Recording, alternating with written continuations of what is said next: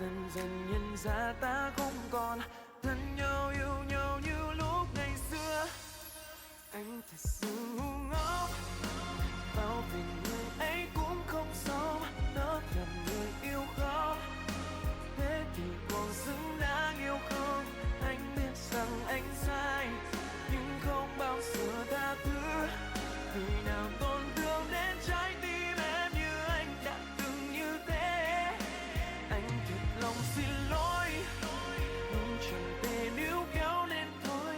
Vẫn là vì anh sai, vẫn là anh cố chấp ngày dài. Điều sau cuối anh làm, nụ cười em đem hết đi, cứ gọi nỗi buồn lại để anh mà. Đừng để em cứ đi như vậy, nếu em không còn yêu anh nữa. Mọi mình vì tình yêu đến vậy, chia tay để từng người tốt hơn.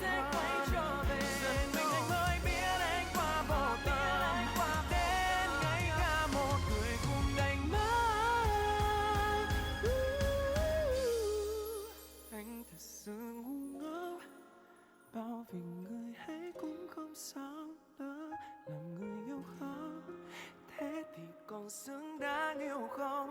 Anh biết rằng anh sai, nhưng không bao giờ tha thứ. Người làm tổn thương đến trái tim em như anh đã từng như thế. Anh thật lòng xin